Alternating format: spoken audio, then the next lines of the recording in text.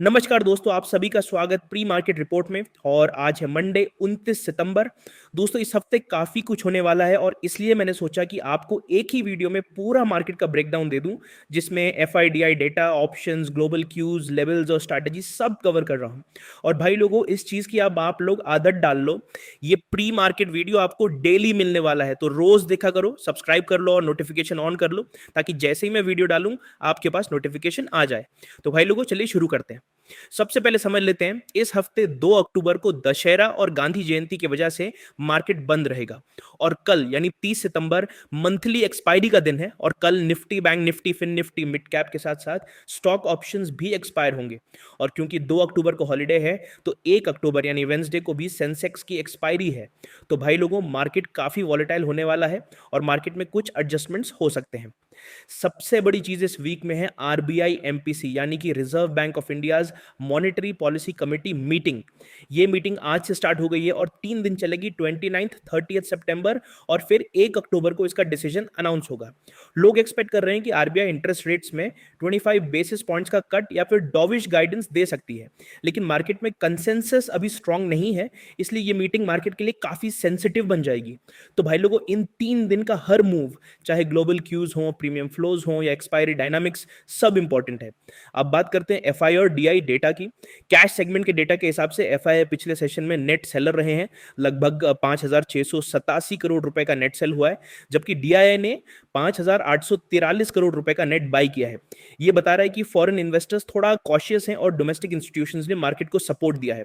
Derivative side पे BFI ने futures contract cell की हैं। निफ्टी, बैंक निफ्टी और मिड कैप निफ्टी फ्यूचर्स में सेलिंग देखी गई है। क्लाइंट्स या रिटेल ट्रेडर्स का सेंटिमेंट अभी कॉशियस है और ज्यादा रिस्क नहीं लेना चाहते।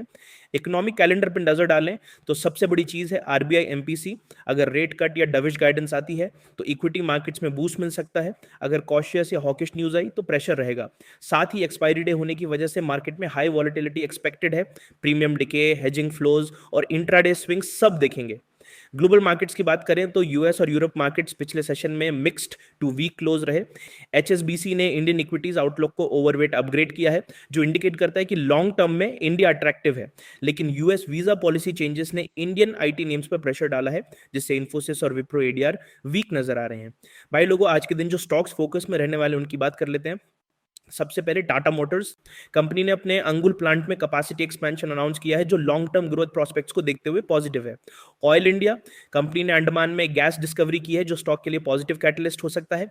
एचडीएफसी बैंक कंपनी ने अपनी क्वार्टरली रिजल्ट्स अनाउंस किए हैं, जो मार्केट एक्सपेक्टेशंस के अकॉर्डिंग अच्छे हैं। अनंतराज कंपनी को गवर्नमेंट से मेजर ऑर्डर मिलने की उम्मीद है, जो स्टॉक के लिए पॉजिटिव न्यूज है। वारी एनर्जीज कंपनी ने अपनी क्वार्टरली रिजल्ट्स अनाउंस किए हैं, जो मार्केट एक्सपेक्टेशंस के अकॉर्डिंग अच्छे हैं। भाई लोगों, अब आते हैं चार्ट्स पर। सबसे पहले बात करते हैं निफ्टी की। मार्केट अभी सेल ऑन बाउंस मोड में है। अगर निफ्टी ऊपर बाउंस करे तो रेजिस्टेंस जोन्स पे शॉर्टिंग अपॉर्चुनिटी हो सकती है। रेजिस्टेंस लेवल्स हैं 24,726, 24,781, 24,817 और 24,868। सपोर्ट के लिए देखते हैं 24,629, 24,593, 24,565 और 24,520 के आसपास लेवल्स ध्यान में रखे जा सकते हैं। अगर सपोर्ट ब्रेक होता है तो डाउनसाइड मोमेंटम स्ट्रांग होगा और बाउंस में भी रिवर्सल का चांस रहेगा। अब बात करते हैं बैंक निफ्टी की। बैंक निफ्टी की क्लोजिंग अप्रॉक्स 54,390 रही है। रेजिस्टेंस जोन्स के लिए 54,518, 54,648, 54,795 और 55,000 तक देखना होगा।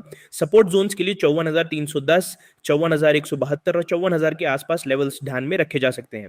सेंसेक्स की बात करें तो अप्रॉक्स क्लोजिंग 80,426 रही है।